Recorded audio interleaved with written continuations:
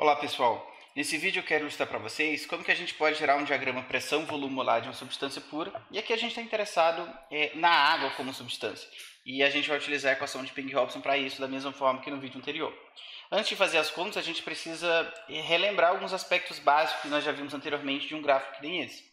Então, dependendo das condições termodinâmicas que nós tenhamos, a substância ela pode existir na região de líquido subresfriado, que seria essa região para a esquerda da curva BC, ou ela pode existir na região de vapor superaquecido, que seria a região para a direita da curva CD, quando nós estivermos falando de uma temperatura abaixo de T crítico, e aqui entre a curva BCD, ou seja, toda essa região aqui abaixo do domo, a gente está falando de uma substância distribuída em duas fases, e aí seria um líquido saturado junto com o vapor saturado. O líquido saturado ele seria representado por um ponto que recai sobre a própria curva BC e o vapor saturado por um ponto que recai sobre a curva CD. Ou seja, quando a gente olha para um ponto que nem esse aqui, nós temos um ponto de equilíbrio líquido-vapor, ou seja, esse líquido saturado está em equilíbrio com esse vapor saturado.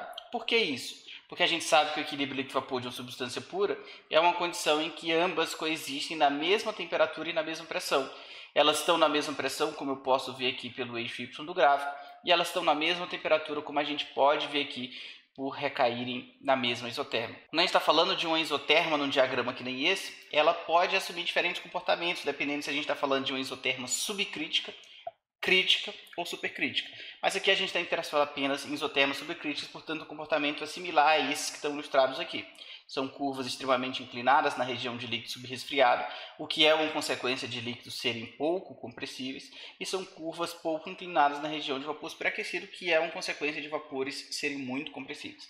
Nessa região bifásica, elas só poderiam ser uma linha horizontal, porque de fato a condição de equilíbrio estabelece que a pressão tem que ser constante na mudança de fase. Quando a gente se desloca sobre a curva BC e sobre a curva CD, na realidade a gente está obtendo um novo ponto de equilíbrio líquido-vapor da substância, numa condição de temperatura diferente, ou seja, isso aqui também é uma condição de equilíbrio líquido-vapor, onde eu vou ter uma outra pressão de equilíbrio, que a gente pode chamar aqui de uma pressão de saturação, aqui seria um P1 sat, e eu vou ter uma outra temperatura, como vocês veem aqui, eu estou recaindo sobre um outro isotermo.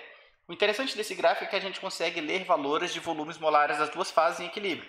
Ou seja, aqui eu tenho um volume do líquido saturado na condição de temperatura T1, vamos chamar apenas de VL1, e aqui eu teria o volume do vapor que está em equilíbrio com ele, que seria o VV1. Quando eu aumento a temperatura, o volume do líquido aumenta, como vocês podem ver rebatendo aqui no eixo X, então aqui seria um VL2, e o volume do vapor diminui, que seria um VV2.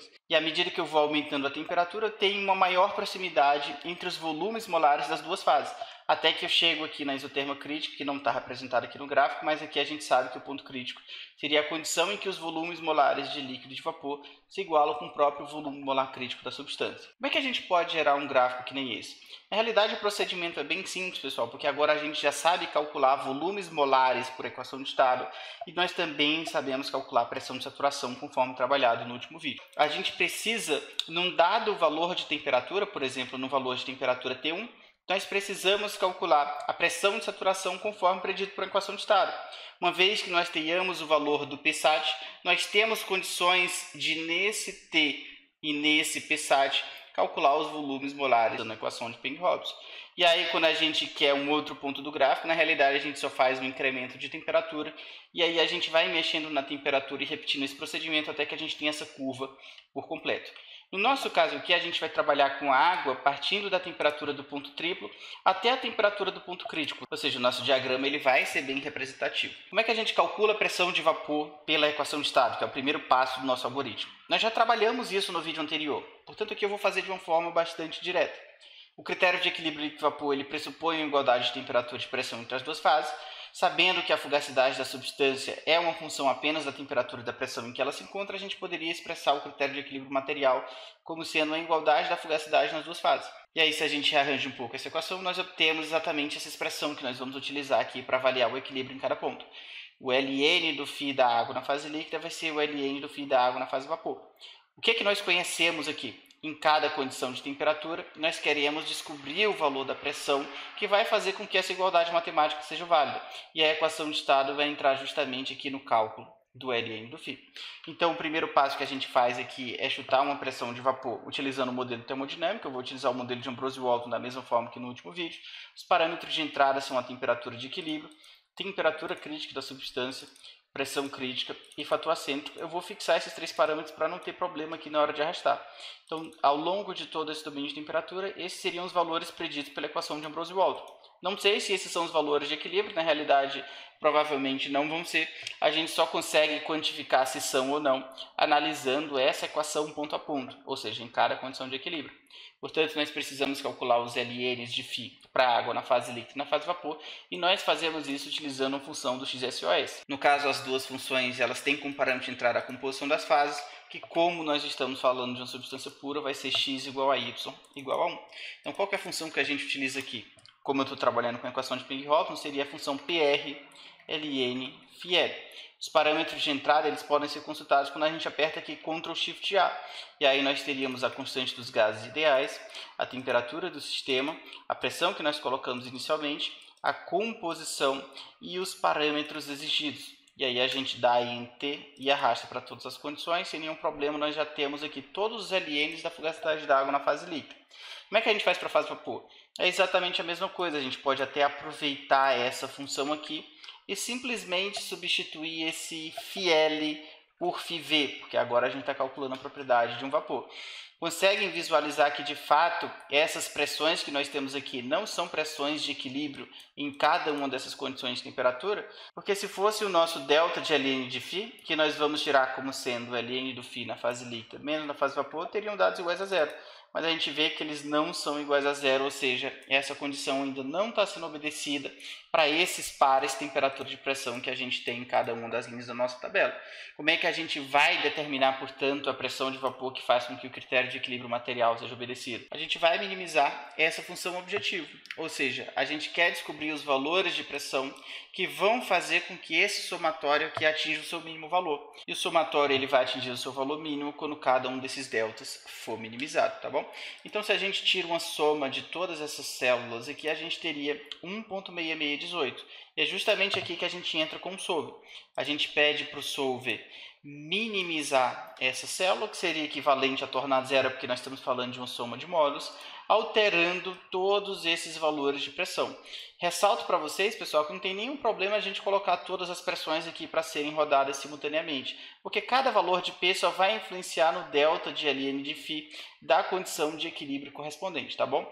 E aí a gente pede para o solver resolver esse problema, deixando essa caixinha marcada, porque a nossa variável de iteração, no caso P, não pode assumir valores negativos. Bom, depois de algum tempo rodando, o solver retorna para a gente a solução do problema. Confesso aqui que no caso do meu computador demorou bastante, então pode ser que demore de vocês também. E a gente teria aqui os valores de pressão de vapor preditos por Peng-Hopson em todas essas condições de temperatura. O importante aqui é que os deltas de Ln de φ eles foram todos minimizados, pessoal. Na realidade, são todos valores muito próximos de zero, indicando que o procedimento foi resolvido com sucesso. Então, em cada condição dessa de T e P, nós temos, na realidade, uma condição de TP-SAT, que é uma condição de equilíbrio líquido-vapor da substância pura. O nosso objetivo agora seria, para cada par TP-SAT desse, obter um volume do líquido saturado e um volume do vapor saturado, também utilizando a equação de Peng-Hopson. E aí a gente vai conseguir construir a curva BC para os líquidos saturados e CD para os vapores saturados quando a gente incrementar os valores de temperatura ao longo de toda essa tabela. O procedimento aqui ele vai ser consideravelmente mais simples, porque na realidade a iteração está toda interna aqui na própria função que a gente vai utilizar do XSOS. A função que a gente vai utilizar seria a função com o nome do modelo Sound Speed, e aí a gente teria PR Sound Speed L para a fase líquida, PR Sound Speed V para a fase vapor. Perceba que essa função ela vai te retornar 4 resultados. O primeiro resultado seria identificado aqui pela coluna 1, que eu estou colocando dessa forma, que seria a densidade molar, que é o que a gente precisa. Mas ela te retorna também essa derivada, esse Cp residual por R, e essa última derivada. Essas derivadas elas só são úteis em cálculos de velocidade do som, tá bom? Então é uma coisa que vocês vão trabalhar utilizando lá as notas de aula. Uma coisa interessante da gente comentar, pessoal, é que quando eu estou interessado em utilizar a função vetor, na realidade eu tenho que colocar aqui 4 células e aí sim eu coloco a sintaxe da função, ou seja, PR Sound Speed L com o valor de R, com o valor da temperatura e da pressão de equilíbrio, a composição da fase líquida e os parâmetros da equação de estado. Para obter o resultado eu aperto Ctrl Shift Enter e aqui ele imprime essas 4 propriedades, ó. Densidade molar nessas condições, a derivada 1, Cp residual por R e a derivada 2. Agora eu só estou interessado nessa densidade molar. Então a gente pode simplesmente apagar essas 3 linhas. De uma forma mais simples, na realidade, a gente poderia ter selecionado apenas essa célula aqui, porque o resultado inicial é o que a gente precisa, né, que é a densidade molar. Então vamos voltar aqui, PR, Sound Speed L, e aí a gente coloca de novo os parâmetros de entrada, colocando aqui as condições de equilíbrio, composição e os parâmetros. Então a gente aperta Ctrl Shift Enter da mesma forma, e aí a gente teria todos esses valores de densidade molar da fase líquida. O que seria o volume molar? É isso aqui elevado a menos 1. Portanto, nós teríamos aqui os pontos que nós vamos utilizar no nosso gráfico. Para a fase vapor é exatamente a mesma coisa. A gente só vai mudar a sintaxe de PR Sound Speed L para PR Sound Speed V. Não esqueçam de que o resultado vem quando você aperta Ctrl Shift Enter. Portanto, nós teríamos aqui, elevando essa coluna a menos 1 em todas as células, a gente teria aqui os valores dos volumes molares de vapor. E aí a gente precisa criar uma curva PV de saturação do líquido e uma curva PV de saturação do vapor. Na realidade, um gráfico que nem esse aqui, pessoal, ele é um gráfico em escala logarítmica. Portanto, a gente tira aqui o ln de todos esses VLs, o ln de todos os Vs do vapor e o ln das pressões de vapor. Agora sim a gente consegue colocar uma curva que teria os ln de VL no eixo X e ln de P no eixo Y, e uma curva que seria com ln do V do vapor no eixo X e pressão de vapor no eixo Y. E a gente teria um gráfico exatamente que nem esse, onde a curva de líquido saturado está em azul e a curva de vapor saturado está em laranja. As duas curvas a gente sabe que elas vão se encontrar no ponto crítico, seriam essas condições de temperatura de pressão crítica que nós temos aqui. Uma coisa interessante da gente fazer aqui seria tentar adicionar uma isoterma subcrítica, né, que seria uma linha parecida com essas que estão aqui pontilhadas. E aí a gente pode fazer isso também de uma forma simples utilizando o XSEOS. A gente seleciona primeiro um valor de temperatura aqui abaixo de 647.1.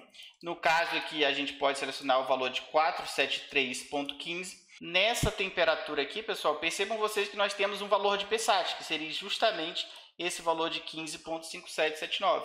Como é que a gente obtém a isoterma aqui na região de líquido subresfriado? A gente pode, por exemplo, vamos considerar que isso aqui seja a nossa isoterma que nós estamos trabalhando lá, tá bom?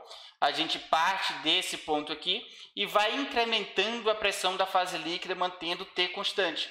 E aí a gente vai calculando todos esses pontos aqui como sendo volumes molares pela equação de Pegg-Hobson.